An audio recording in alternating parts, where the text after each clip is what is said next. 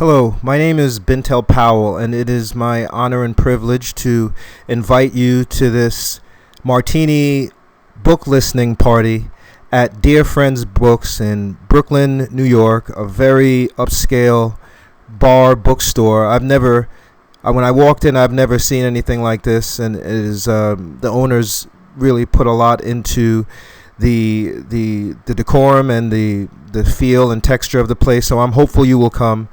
This event is being sponsored by Tiger Life Liquor and Spirits. They have agreed to sponsor the event and make sure that everyone has martinis all night long at no charge. And we're going to try our best. This is my sophomore effort. The goal of this is to just give people an understanding, whether they are working in the field of education or in the corporate space, of how this book can not only revolutionize education from an entrepreneurial and technological perspective, as well as for some of the salespeople that I'm hopeful will show up, will serve as a refresher to the sales acumen that sales managers and general managers are trying to instill in their staff. So I'm hopeful you, ladies and gentlemen, will show up. Again, this is going to be, the date is July 22nd, 6 p.m., an evening of martinis, and we'll listen to the audiobook. We'll do a quick lecture on the contents of the book. It's a mixture of engineering and entrepreneurship. It's a genre of education that I believe I know that I've invented. It's called E-STEM, where the E stands for entrepreneurship. And the basic theory is that great entrepreneurs can sell and create a product. And that's really the focus of the book. Yeah, so my name is, again, Bintel Powell, and this is my sophomore effort.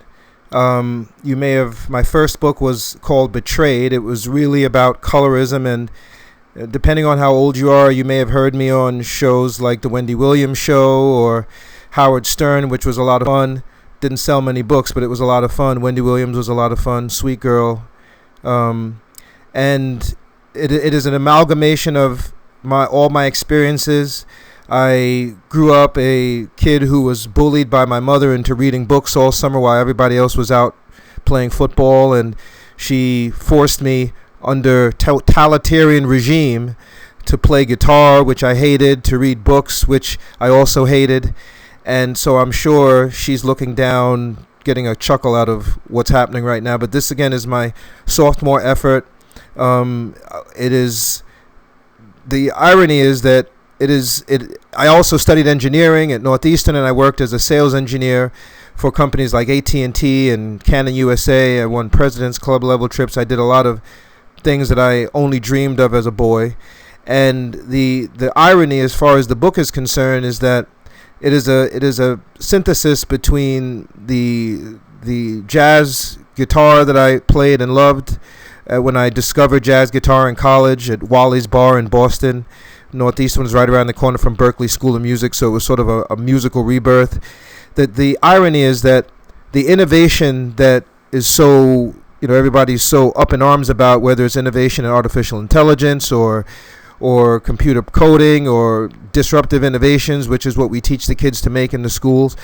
I found the secret to innovation playing jazz guitar.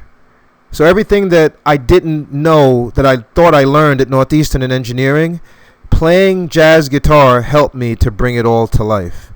So when people talk about STEM and STEAM, I in the book, it really goes into that in intimate detail.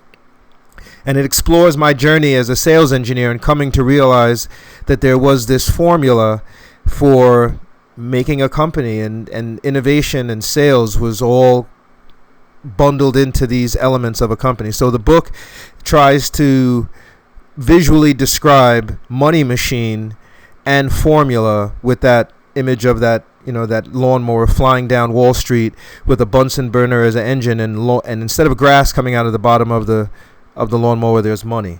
So that's me. This is my sophomore effort. The first book, Betrayed, which again was about colorism. I was sort of shock jock. I was for about 6 months when my daughter was born.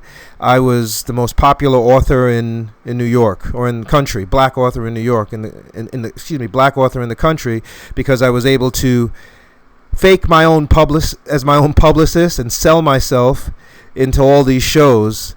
And it was a great time. It was a lot of fun. But this is my sophomore effort. Both the books are connected, and I'm hopeful that you will come down and listen to it, and again enjoy the free drinks and the ambiance of Dear Friends Books, and enjoy this with us together on July the 22nd at 6 p.m. See you there.